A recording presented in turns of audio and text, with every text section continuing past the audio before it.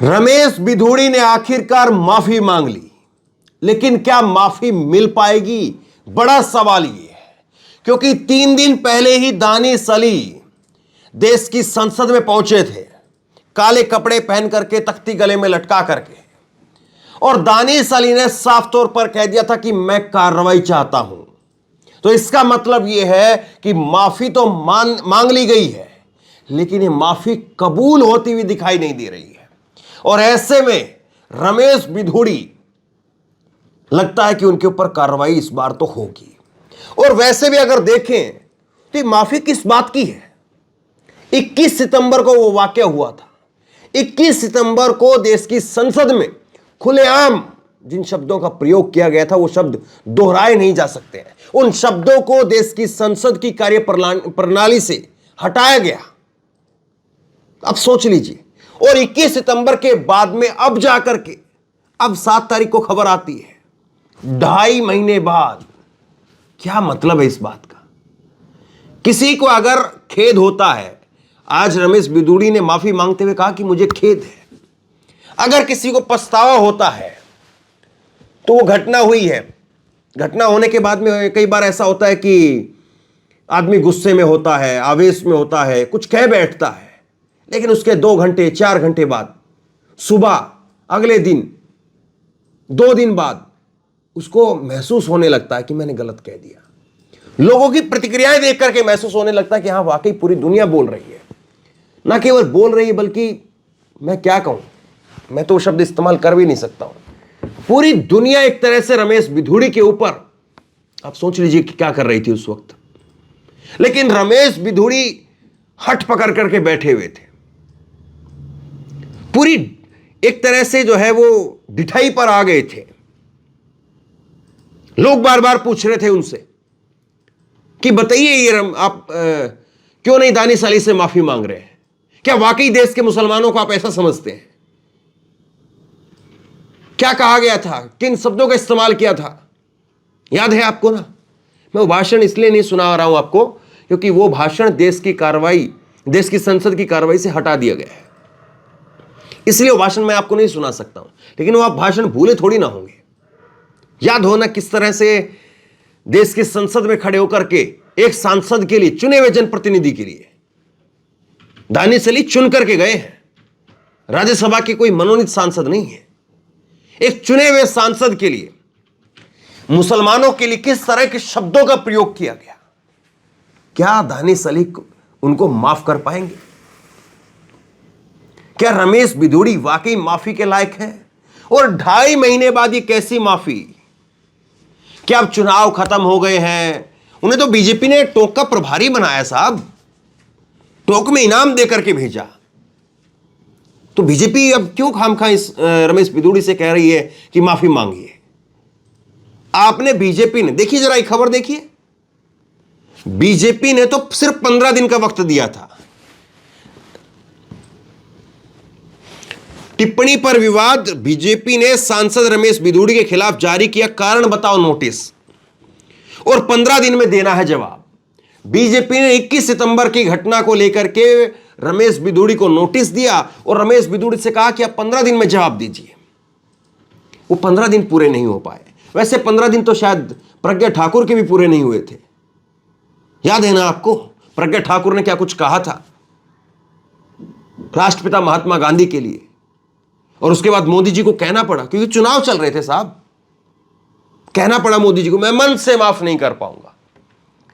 और उसके बाद में उस वक्त के राष्ट्रीय अध्यक्ष अमित शाह को कहना पड़ा कि हमने नोटिस जारी कर दिया, उनसे पूछेंगे, कारण पूछेंगे। आज तक नोटिस, कार्रवाई, मोदी जी की मन से माफी कहां लटकी हुई है सब कुछ? तो ऐसे में सवाल यही उठता है कि रमेश बिधूड़ी को माफी मिल पाएगी? रमेश बिधूड़ी को दानिश अली माफ कर पाएंगे? एक बार सुनिए जरा रमेश बिधूड़ी ने क्या कुछ कहा था जब वो देश की संसद में काले कपड़े पहन करके, गले में तख्ती लटका करके पहुंचे थे। क्या कुछ कहा था, सुनिए। देश की संसद को शर्मसार करने का काम भारतीय जनता पार्टी के सांसद श्री रमेश बिधूड़ी ने किया, उसके खिलाफ अभी तक कोई कार्रवाई नहीं हुई है। क्योंकि वो आखिरी दिन था। आज पहली बार संसद मिल रही है, लोकसभा मिल रही है, इसलिए मैंने कहा कि सांसद का अपमान संसद का अपमान है, कोई मेरा अकेला नहीं है। जिस तरीके की भाषा का प्रयोग, गाली गलौज वाली भाषा का प्रयोग वहां हुआ है, ये कोई एक मेरा इंडिविजुअल सवाल नहीं है, ये पार्लियामेंट की सैंक्टिटी का सवाल है कि क्या इस तरीके की भाषा आने वाले वक्त में पार्लियामेंट में अलाउ की जाएगी। और मुझे ताज्जुब है कि अभी तक कोई कार्यवाही नहीं हुई है, जबकि एक दूसरे मामले में बुलेट ट्रेन की स्पीड से कार्रवाई हुई है। तो ये काला कपड़ा पहन के मैसेज क्या देना चाहते हैं, इसका मैसेज क्या है? भाई इससे ज्यादा काला दिवस कोई हो सकता था? ये कलंक है जो हुआ उस दिन। अब आप बताइए कि रमेश बिधूड़ी जिस तेवर को दिखा रहे हैं, जिन तेवरों को दिखा रहे हैं, क्या वो माफी देंगे? और वैसे भी कोई भी सामान्य इंसान हो जिसको इस तरह से जलील किया गया हो, बेइज्जती किया गया हो, और उस इंसान से अब 2.5 महीने बाद माफी मांगेंगे जाकर के, और वो भी कोई उनके घर पर जाकर के माफी नहीं मांगी है। ये तो मजबूरी के अंदर जाकर के विशेषाधिकार समिति के सामने पेश होना पड़ा, क्योंकि संसद का मामला हो गया। और ये तो आप ये भी समझिए, इस बात को कुछ इस तरह से भी कहिए कि तो मामला संसद का था जो अभी तक बचे रहे हैं। अगर मामला बाहर का होता तो कार्रवाई होती साहब, कानूनी कार्रवाई होती। लेकिन अब चूंकि कानूनी कार्रवाई इसलिए नहीं हो सकती है क्योंकि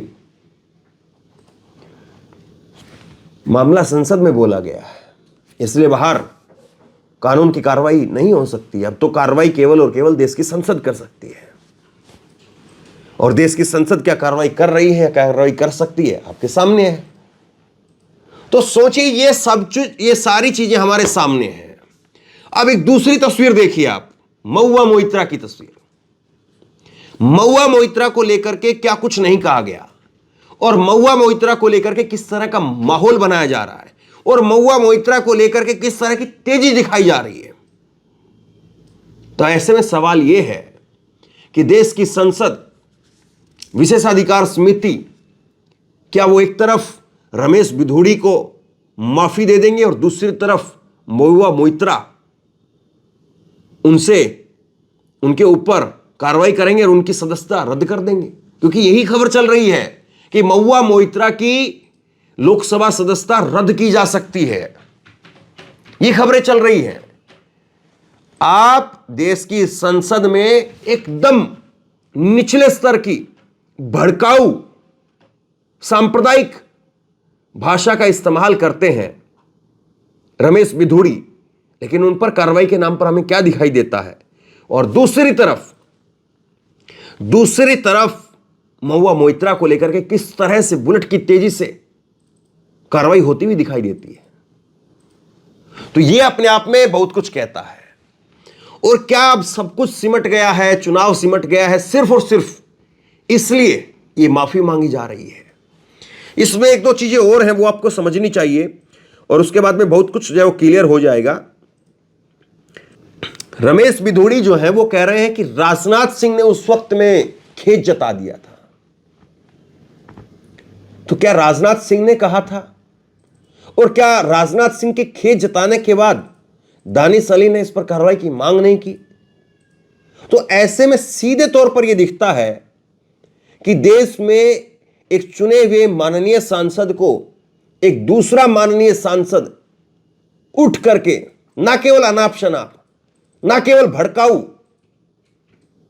बल्कि धार्मिक तौर पर, उसके निजी तौर पर जिस तरह से टिप्पणियां की गई, यह साफ तौर पर दिखाता है कि सबका साथ सबका विकास का दावा करने वाली, दंभ भरने वाली बीजेपी, वो अपने सांसद पर कोई कार्रवाई नहीं कर पाई।